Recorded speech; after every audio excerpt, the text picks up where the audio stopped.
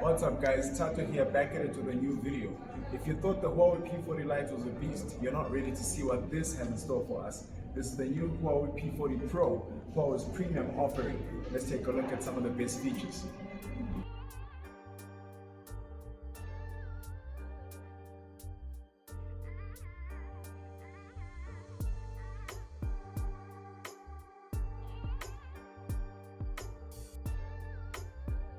Inside the box of the new Huawei P40 Pro, you're going to get yourself the supercharged twin plug power adapter, USB Type-C cable, and Type-C wired headphones. That already indicates to me that there's no 3.5mm jack. We're slowly getting used to it, but it's still an issue for some. Powering the device, you're greeted by the Huawei logo. Setup is very easy as it includes selecting your language, region, and going through some of the terms of use. Huawei has tried to make it easy for you to seamlessly move your data from your old device to your new device with the pre-installed Huawei Phone Clone app. Unfortunately, if your old device is not a Huawei, you're going to have to download and install the app before continuing with this process. Once you have that up and running, give it a few permissions and you should be ready to go. Connecting the two devices is easy as scanning the QR code and allowing the phones to establish the connection themselves. Once that is done, all you have to do is now head into the selection page where you're going to choose what data you need moved from your old device to your new device. Click the next button and move over to your SD card. On your SD card, you still have to do the same thing. Select what data you need moved and click on transfer. The transfer is going to begin seamlessly.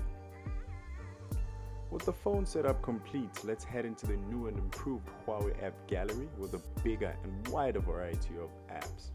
I was able to download about 80 to 90% of my apps without using Fedora this time.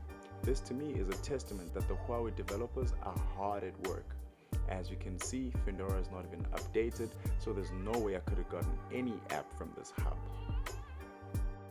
Swiping from left to right is very smooth, and this is thanks to Huawei's 6.58-inch curved OLED with an adjustable resolution of up to 1200p.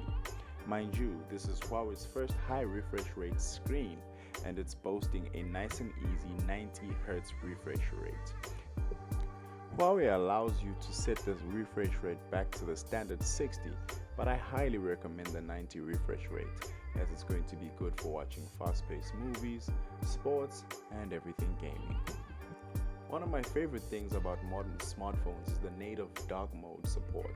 I know a lot of people don't take this into consideration, but this is definitely going to help your eyes in the long run.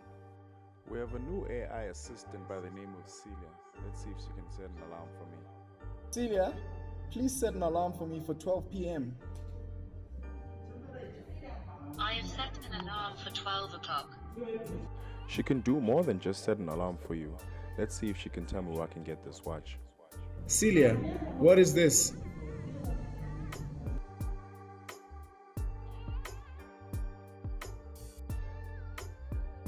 Okay, let me check.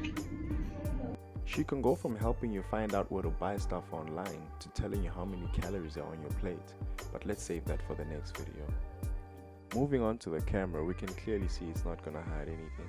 Selfies are still coming out very clean and crisp, but the back camera is setting the bar very high with its high quality pictures, leaving nothing to the imagination. We're getting all this quality from the 50 megapixel wide lens, the 12 megapixel periscope telephoto lens, a 40 megapixel ultra wide, and a time of flight's 3D depth sensor. The phone itself is powered by the Kirin 990G 7nm processor paired with 8GB of RAM and storage that are nice and easy 256GB. The battery is a 4200 mAh beast, which is definitely going to keep you online the whole day. The Huawei P40 Pro is going to dig deep into your pockets with an asking price of about 21,000 rands in South Africa. But anyway, that's it from me. I hope you enjoyed the video, and I'll see you on the flip side.